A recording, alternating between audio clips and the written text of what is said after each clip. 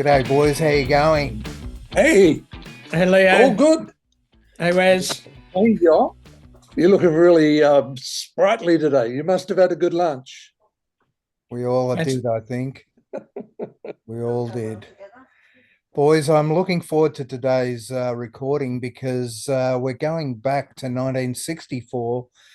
We did 1994 last time, and a couple of people actually listened in, which was great. But 1964, one of our favorite years, I think, and looking forward to see what you guys have got to say about it. I think I was walking in 1964, and I was definitely talking by 1964. Nice. Oh, boy. Well, I I was was in walking and primary I was school. at school. Yeah. Just hit school, I think. Gee, Primary school. What about you, Wes? I was just finishing grade 6. Grade 6. Yeah. Oh, wow. Don't ask. Don't ask. Grade 6. Primary school. Yeah. In Victoria, it's called state school. Well, that's amazing. That's great. So you'll have a bit more, how would we say, memories than we would have of that time. Or probably more significant ones, yeah. Yeah. Hey, I remember everything. Don't you worry. I remember. Yeah. I'm worried about what you do They, remember, mate. they may not be mature memories, but they were memories. But anyway. Well, shall we delve into our top five, or is there anything about 1964 either of you guys want to mention at all? No. Nah. Well, I It was a remember year. It was the from my Beatles year. memories, we had a black and white TV set, and I've got some scant memories of Bandstand and other shows that were running at the time, and I must admit they were pleasant memories for me in terms of an awakening for me music wise. And I'll get into that when we delve into our top fives. Yep. The 1964. So why not start? Let's start with Martin. What's your number five, mate? Sure. My number five from 1964 is a group that weren't from Nashville, though they said they were, or they labelled themselves that. Nashville Teens. Turns out they weren't from Nashville. They're actually English. Probably weren't even teenagers either. So where does the deceit end? I have no idea. Tobacco Road by Nashville Teens. Wonderful And song. love it. And of course, David Lee Roth and his incredible all-star band with Steve Vai and Billy Sheehan and Greg Bissonette did a cover in the late 80s, which was almost a photocopy. When you have a look at everybody else who recorded Tobacco Road as well, John D. Loudermilk, who wrote it, a very spooky version, as was Lou Rawls, blues and a bit of jazz and a bit of Halloween mixed in there. The Blues Magoos did a version. Yes. You can find a hilarious clip on YouTube on the Jack Benny show and Jack Benny asking them about what the song means. And I recommend have a look at that. The Animals did a version. Jefferson Airplane, I think I mentioned Meandering. The Edgar Winter Group with Johnny Winter as well. To use that as the basis of like a freeform jam session that would go for 10, 12, 14, 16 minutes sometimes. And Edgar would get out from behind the keyboards and pull out his little soprano sax and blast away. But to my mind, nothing can touch Nashville Teens Tobacco Road. Great version. Nice. Where's your number five? Just before we get to that, if you go looking for that song on iTunes or Spotify, there are so many different versions of the song which have been covered by individual members of the Nashville Teens, which aren't the original version. So just watch out for that. See if you can find the original Decca recording, at least of what was Decca here. Anyway, I want to take you back to 1964, and I'm going to blur it a little bit right up until 1966. In 64, there was an American group, and they recorded a 45 that 2 years later became the title and the theme to one of the best-known surfing movies of all time. Bruce Brown produced the movie that traced the journey of Mike Heinsohn and Robert August on a surfing trip around the world. And the movie also included the Australian surfer Nat Young. And so there's plenty of shots of Australia. But let's back up a bit. In 1964, Philips, that's the record label in Australia, released an instrumental 45 called Theme from the Endless Summer by the group known as the Sandells. And in Sydney, it reached number 3. But by the time the movie appeared, and I suspect that when they recorded that song, there was no movie at all, no movie even in the planning, but that soon changed. And the group changed the spelling of its name to the Sandals, Sandals, and Festival re-released the song, not the song, the single, and produced an EP with tracks from the soundtrack album in 66. However, it didn't chart again, even though I'm convinced that it did. Purely because radio was playing the song or the track all the time. Yeah, and it was everywhere. And I guess the reason why it was everywhere is because it just became, as our friend John O'Donnell would call it, an environmental hit. yeah. And it would be played when people were talking about this incredible movie, which I did see in 66.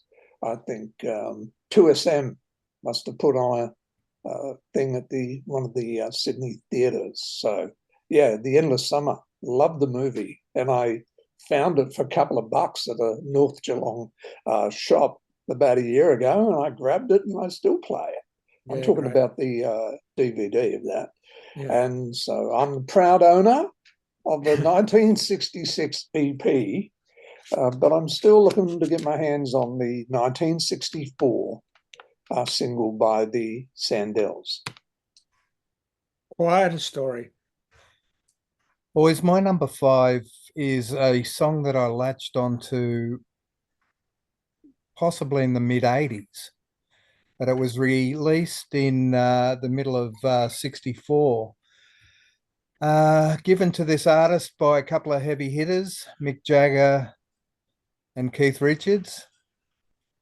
They wrote it in 64, gave it to the artist and recorded it possibly about a year later and released this song on their December's Children album. But my number 5 is not by the Rolling Stones, but by Marianne Faithfull. And it's a song that I've really, I don't know, it's grown and grown and grown in my estimation ever since I first heard it about 40 years ago. And I still love this song and I can't get enough of it. As Tears Go by Marianne Faithfull. And she was only 17 when she recorded this. But what a great song to give away to an artist who's just starting out. And it's that Baroque pop element that really that I really love. And it comes in as number 5 on my top 5 of 1964. Martin, what about your number 4? My number 4 is from an artist who, in some ways, is part of the soundtrack of my youth, alongside people like, I don't know, Cilla Black, Dusty Springfield, Sandy Shaw, Bob Dylan, and probably took for granted because I would hear his songs everywhere.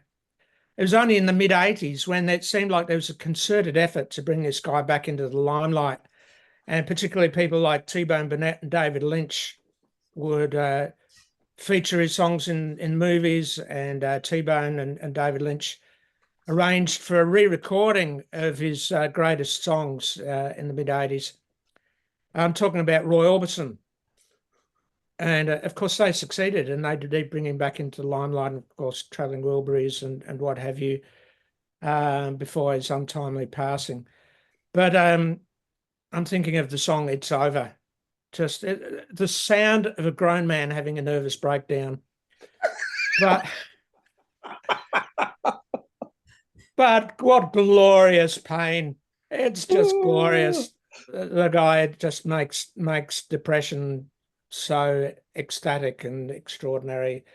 So thank you, Roy. Love his voice, just an extraordinary voice. And boy, he could sell the tragedy and the heartbreak. It's over. And so is my little talk about my number 4 song. Nice. What a great voice. Where's your number 4? Well, in 1964, I guess we need to just lay the foundation that the Beatles were everywhere, right? It was the year of their tour. And during that year, they dominated the charts everywhere. I think this week, for example, in Sydney, there's a top 40 chart, which for this date, just a week or so after the Beatles tour here, where they had 13 songs in the top 40. 13. That's Wow. Ed Sheeran era, you know, that hasn't been done a lot. But there were a few non-Beatles songs that did reach number 1 that year. And that included You're My World from Cilla Black, Have I the Right from the Honeycombs, and one of the first Motown tunes to hit the Australian charts, Mary Wells and her song My Guy. Now, at that time, Wells was the face of Motown. This is ahead of when Diana Ross got really big. And she had multiple hits in the US. But after some, I'm going to say, bad advice, she left the label, and that was the end of her career as a major performer. Here, My Guy was her only national hit. American-born singer Delilah, who spent quite a few years living and working here, had a hit with the song in 1977 in Sydney, and Sister Sledge had a hit with it in Melbourne in the 1980s. But it's Mary's version that continues to own the charts even today. There we go. Mary Wells, my number 4, My Guy. It's good to see. It'd be interesting to see actually compare the songs that made the charts in America from Motown compared to Australia in '64. Maybe Mary Wells as My Guy might tend to be an aberration, really, when you compare the two countries. I think what was happening is that there were very, very few Motown songs that hit the charts in Australia. Up until about that time, and the Supremes and Mary Wells drove the change. In Melbourne, of course, there was a few hits, say, from Marvin Gaye, which started to get in there even from 1962. Sydney was much more slow and deliberate on Motown. And part of the reason is that Motown was perceived as being rhythm and blues and not pop. And it's not until Berry Gordy started repositioning Motown as a, let's say, African-American pop label that things began to change. The sound of young America. Yes, precisely. Yes. Yeah. Right. Okay, well, my number 4, boys. I have to mention RCA. Yeah. They started getting desperate after the Beatles started hitting in America, and Elvis Presley in particular. They were a bit worried that his career was just going to plummet, and I think it started doing that in the early part of that year, and they decided to release some older songs. And Wes, you mentioned non-Beatles songs that got to number 1. Well, an Elvis song did actually do that here in Australia, and it was a song that was recorded back in 1958 that they decided to release for the first time here in Australia. It got to number one. It was called Ain't That Loving You, Baby. And it's a great rock and roll song, and it probably would have surprised a lot of people when it got to number one. But my number four is a song that was re-released from 1960. It was recorded in 1960 and released as an album track on probably my favorite Elvis album called Elvis Is Back. And the song's called Such a Night. And this song actually made it to number three here in Australia. And what a great song. It just speaks of the timelessness of this song to actually get up into the higher ends of our Australian charts. Getting to number three here in Australia while the Beatles were dominating is a great feat from an artist who started. We started seeing cracks with all the movies that were coming out and some of the movie singles that weren't so great. So Such a Night is my number four song, and a special mention to a movie track that came out in 64 that got to number seven here in Australia called Kissin' Cousins. And that's another great rock song that Elvis recorded as a movie track as well. So I think his star wasn't actually crumbling in 64, given what the Beatles were doing to some of the artists that were big in the late 50s and early 60s, and they started plummeting. But RCA did a great thing by releasing interesting tracks that were recorded some years before 1964 and becoming big hits here in Australia. My number four, Such a Night by Elvis Presley. Martin, what's your number three song? Well, my number three song is peripherally, try saying that backwards, peripherally connected to the Beatles in that the LP version of this song was preceded by a spoken word introduction in which the man we know as Ben Cartwright from Bonanza says this song was not about the Beatles and that wonderful drummer of theirs. So I'm talking about Lorne Greene and his song Ringo. It's a song about a pair of gunfighters and the whole drama connected with one saving another one's life and then the different divergent paths that they take in life and their eventual showdown.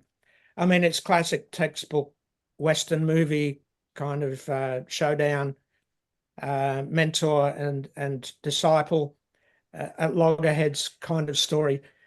Brilliantly told, spoken word with musical backing.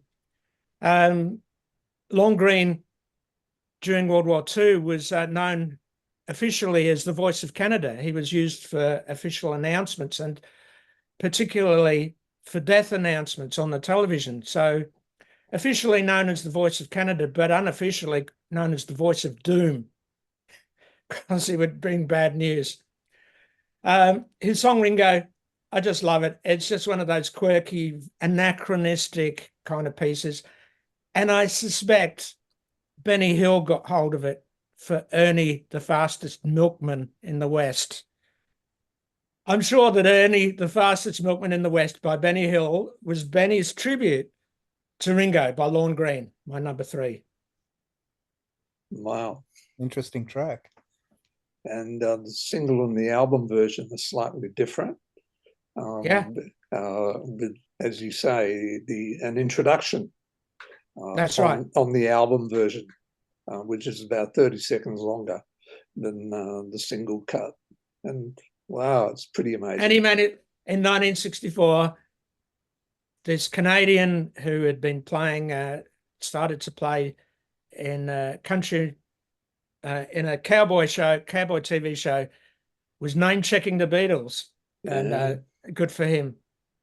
I used to watch Bonanza every Friday night when it came on TV. Oh, yeah. Unmissable. Yeah, loved it. Incredible show. We didn't have a TV at the time. And so we'd go to someone else's place. Yeah, that's right. Yeah. And watch the telly. Yeah, and that's right. that was wonderful. Visit your neighbours or visit your friends. Great. Yeah. Cool. Okay, where's number 3? Okay, some history. In January 1965, I know we're dealing with 64, but in 1965, Roy Orbison returned to Australia, this time to tour with the Rolling Stones. That was after touring the year before with the Beach Boys, and that was in 64. And the Stones loved a song that Roy Orbison sang, so much so that they, according to Roy, loved the beat, added a few riffs, and then a few other little tweaks, and they called it Satisfaction. So who was that, or what was the song that inspired the Stones? It wasn't It's Over, No. It was Pretty Woman. Now, interestingly, just as we've been talking about with Ringo, the single version in mono and the LP version in stereo have slightly different lyrics. Okay. You'd never know. Now, the LP version says, and this is, it goes, Pretty woman, say you'll stay with me because I need you. I'll treat you right. Come with me, baby. While on the single, Orbison says, come to me, baby. Because the line back in 1964 that said, come with me, baby, was considered too risque. The record eventually, can you imagine Roy Orbison being regarded as risque? No. The record eventually sold 7 million copies, and it marked the high point of Roy Orbison's career, apart from It's Over.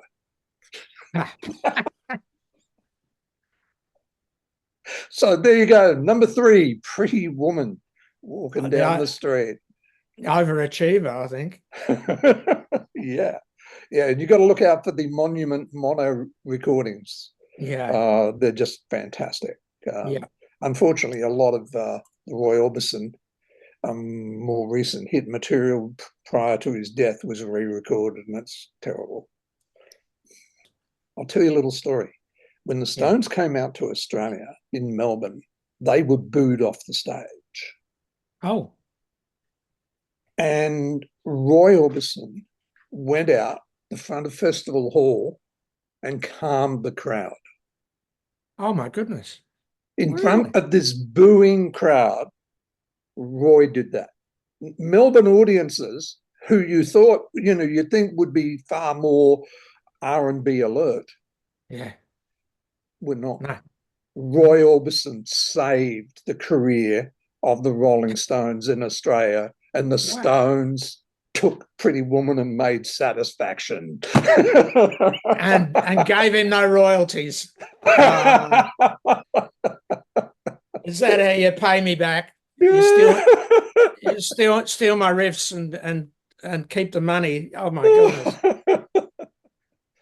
Back in those days, there was a lot of, let's say, just grabbing the riffs. No one ever worried about it.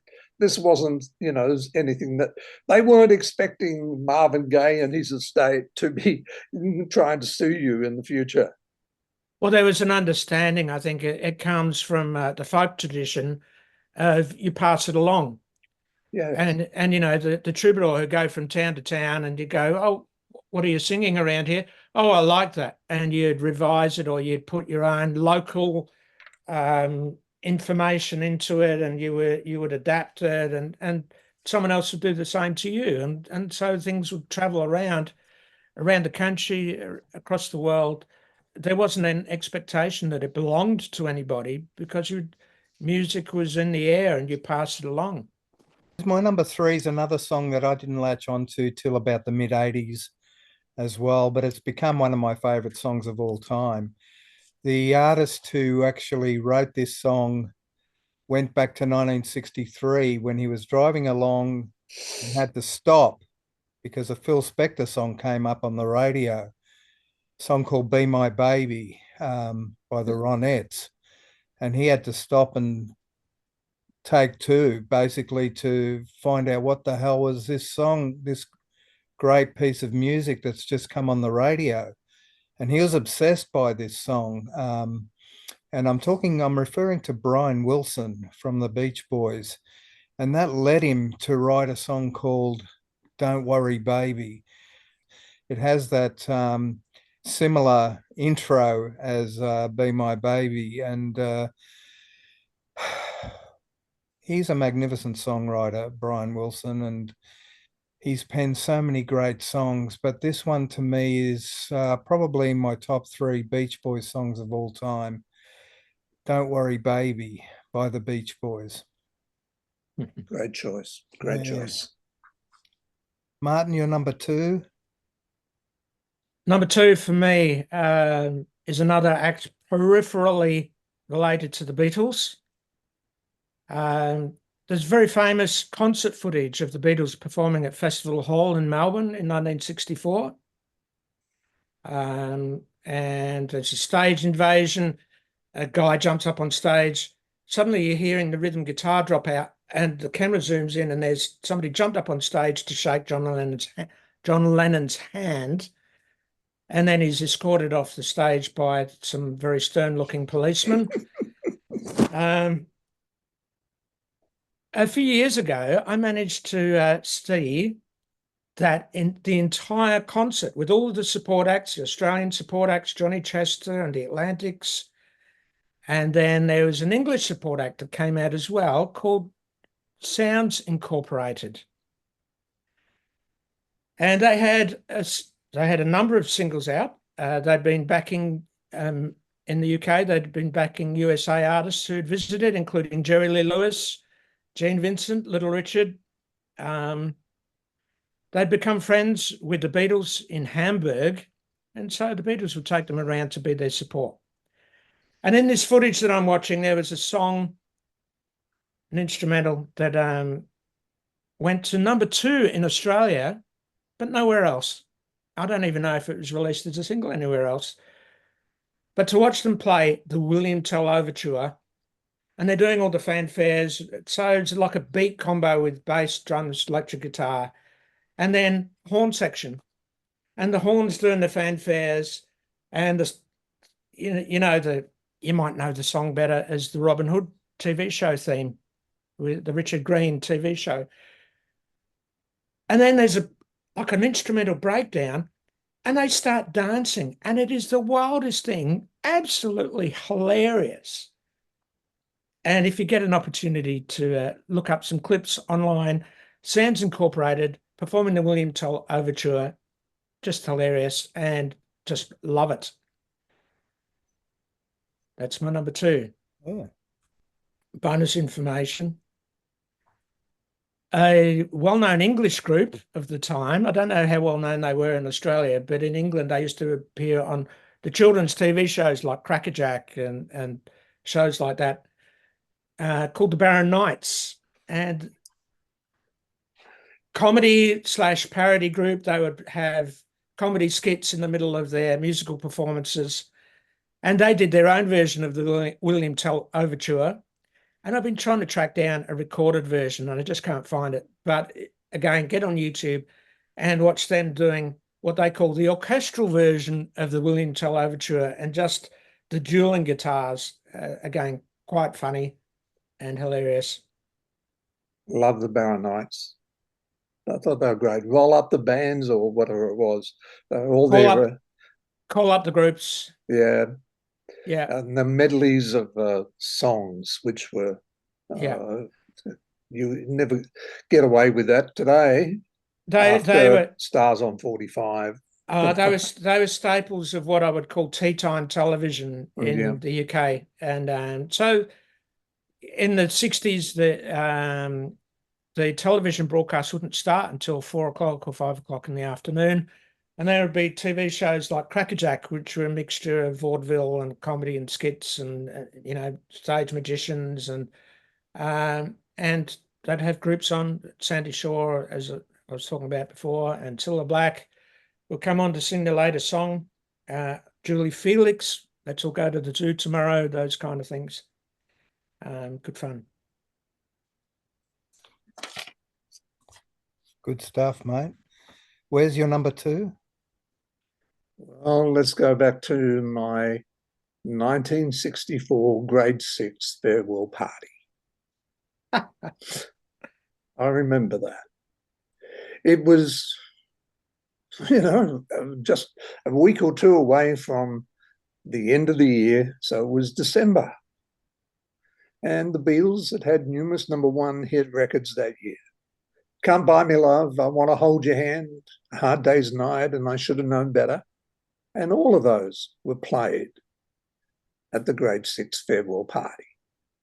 But there were 2 songs that were played the most at that dance, like every half hour. And there was one that I grew to detest, and one which I've continued to love. And the song that I continued to love was the B-side of that single, which came out late in that year, and it was called She's a Woman. It's a song written by Paul that contains the Beatles' first references to drugs, but that's not why I like it. It owes a lot of musical debt to Little Richard. Musically or structurally, it's very similar to Can't Buy Me Love and the Cliff Richard track called Move It. Now, the American mix of the song is different to the mono mix that was released in Australia and the UK. The US single added reverb, which drowns out Paul's piano and is in stereo, fake stereo. And it's probably McCartney's best performance since Long Tall Sally. And I love it. She's a Woman. What was the Beatles. song you detested? The other side of the record, I Feel Fine. I wasn't going to give that away because some people might like that. That's okay. It's how you feel, and obviously you got reasons why you don't like it much. It was so- overplayed, just Yeah. overplayed. It's like, oh, no, not that again. It's just one of the few overplayed songs of the Beatles. Most of the songs of the Beatles I really enjoy. Yeah. But there's a few which I go, oh, no, I can't handle that. Not that one again. Yeah. Mm-hmm. Misery is another one. Terrible track. I'm not sure that I like the Beatles' Please, Mr. Postman either. Okay. Oh man, Mr. Postman, that little da da da da da riff Yeah. just gets me every time. It's like so good. It's so good. I much prefer the Carpenters version of that. Well, okay. You can have that one, and I'll have that one. And you can have the Beatles, right? Let's just see what we have as our #1. Oh, I think Leo's getting the number 2 first. Okay. Okay. My number 2 is a Beatles song. Yeah. And this song is one of the 2 songs that have contributed big time to my musical awakening, if you want to call it that. It's that excitement that I got in the gut every time I heard this song and my #1 song when I was a little kid. And it's hard to put into words, but it's where did this love of music actually stem from?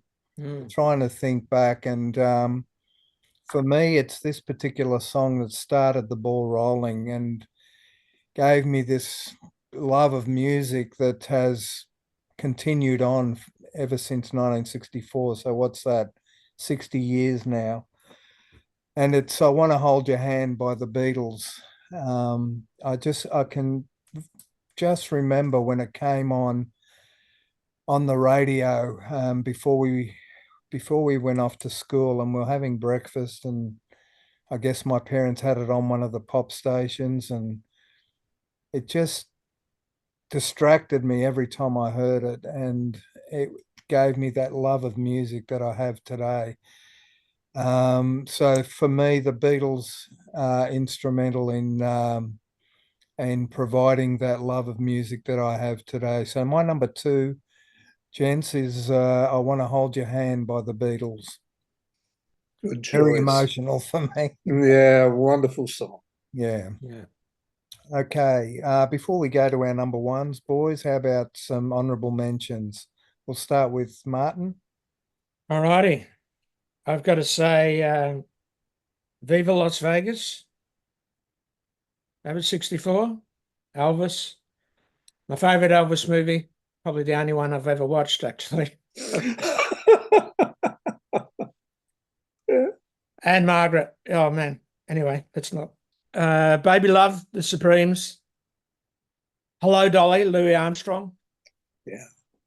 And that lucky old son, Ray Charles. Oh, Man, I have to admit, I actually prefer Tom Jones' rendition a couple of years later from Live at the Talk of the Town. But what a song, that lucky old son. And Cliff Richard with The 12th of Never.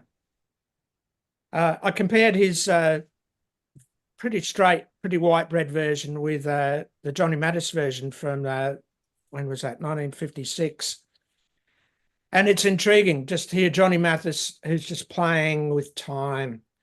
He's just masterful at just the feeling and the interpretation.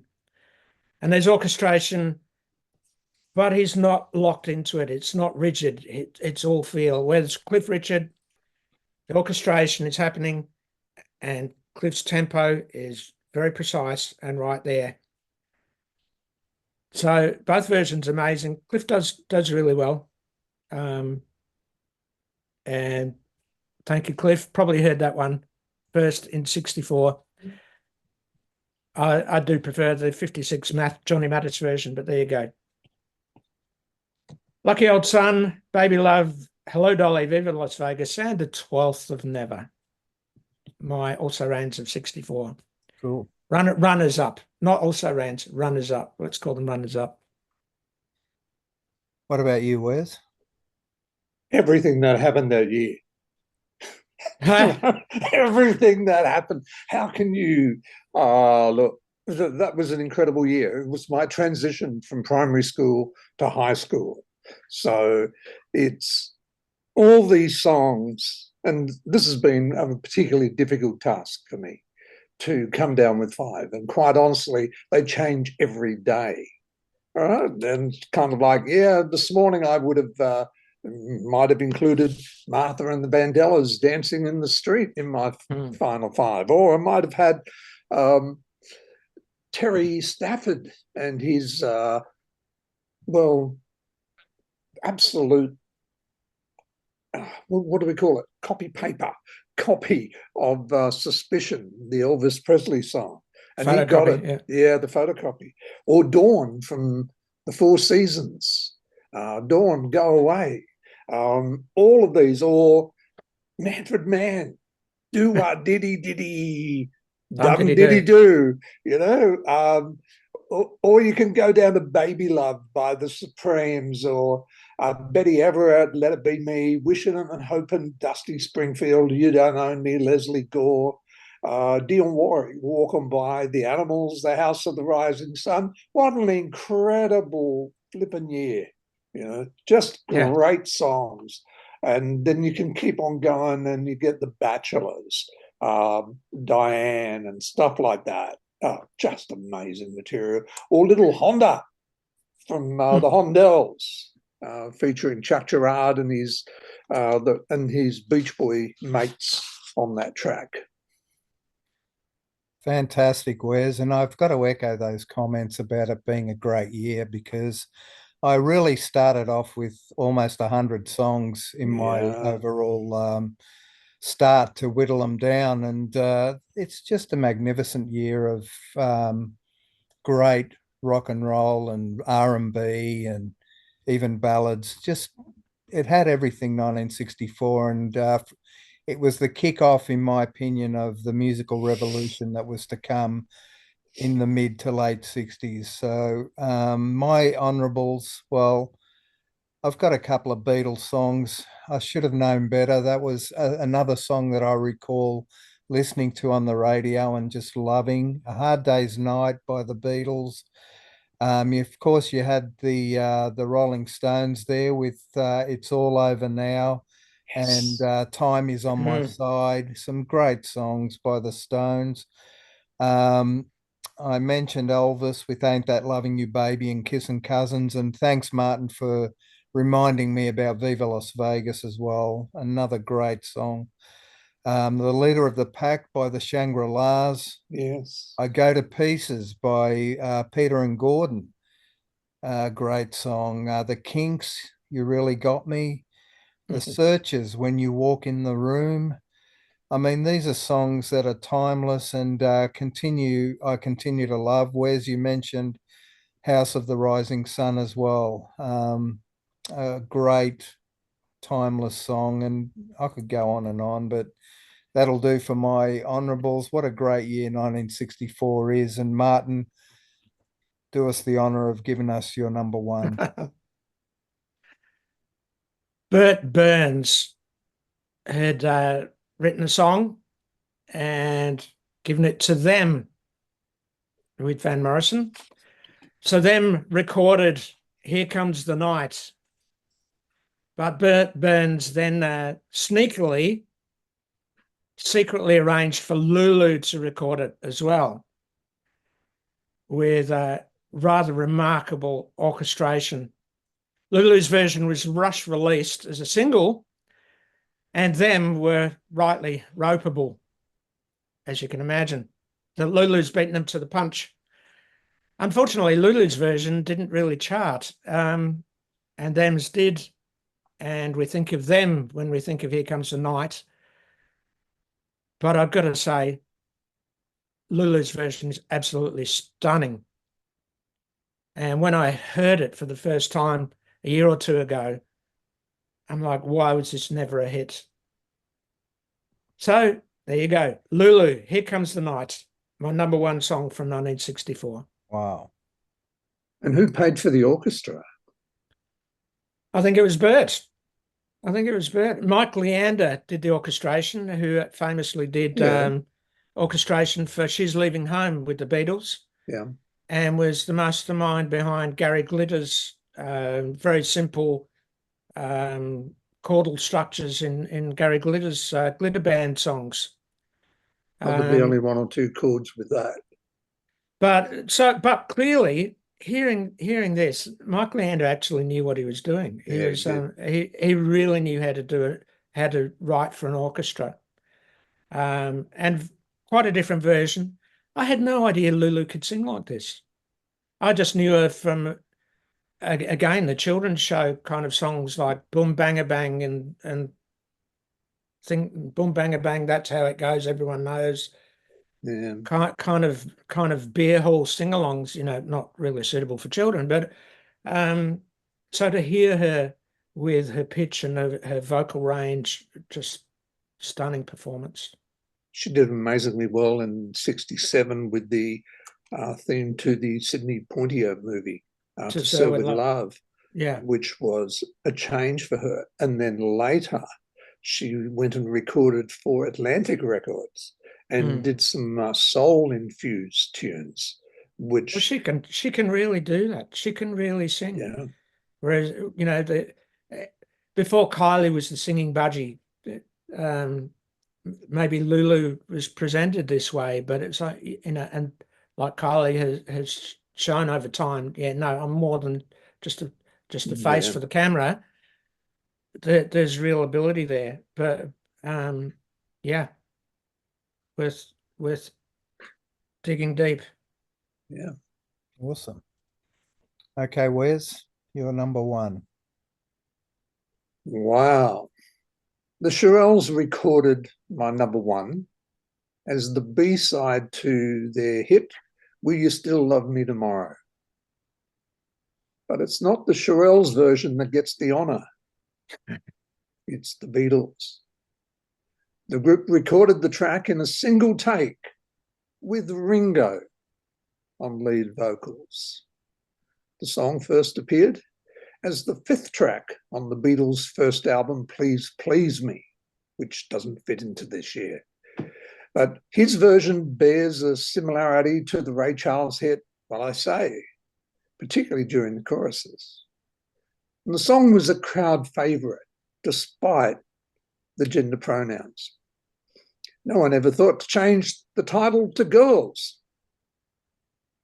You know, here is Ringo singing Boys. Yes.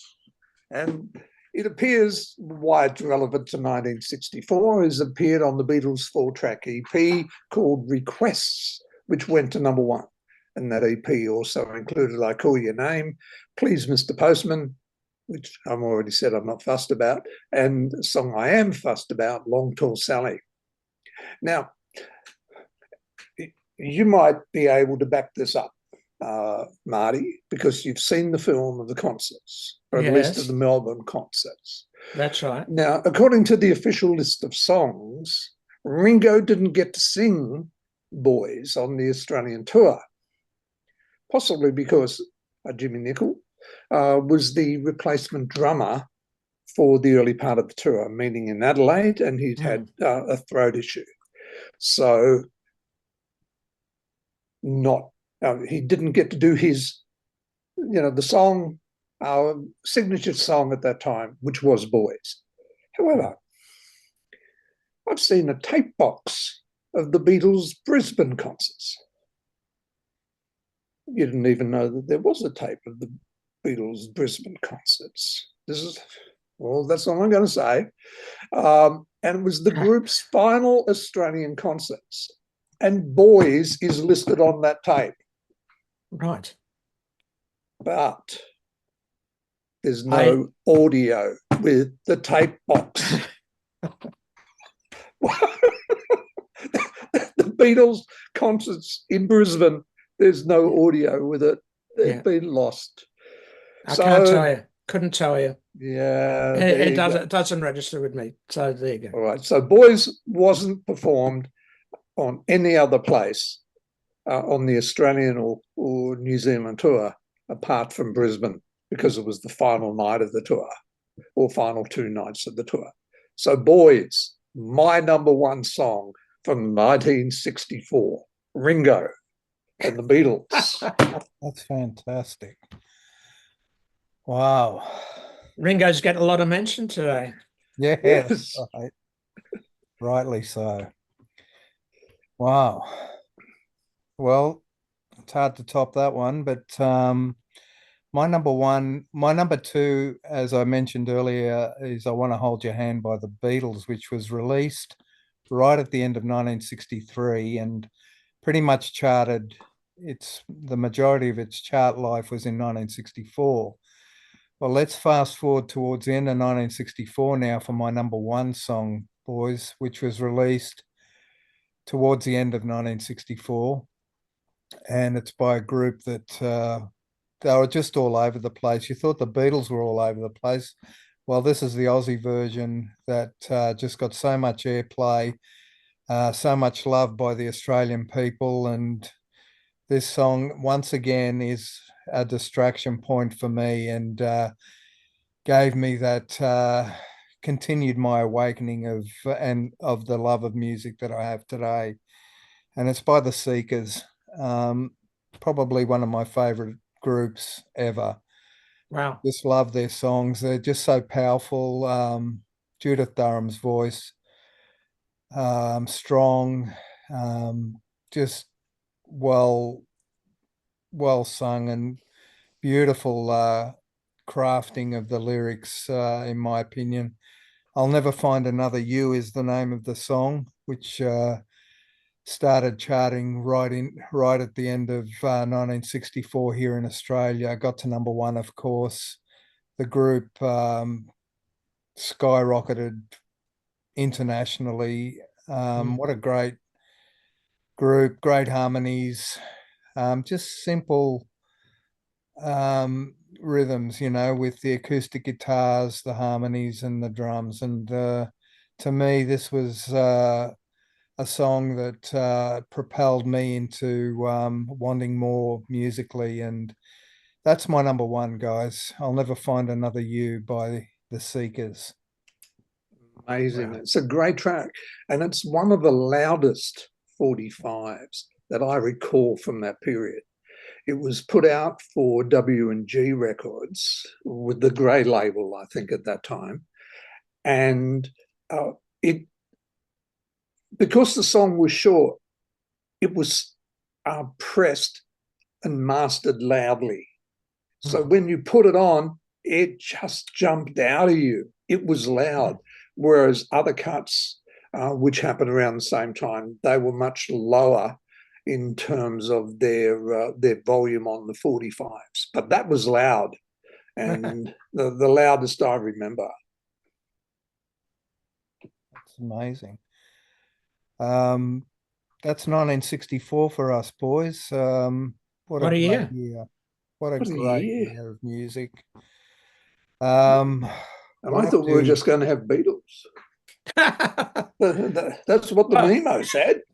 Well, you know, if we'd said our favourite Beatles songs from 64, we still could have had an hour, 2 hour, 3 hour chat. Yeah. Absolutely. Yeah, for sure.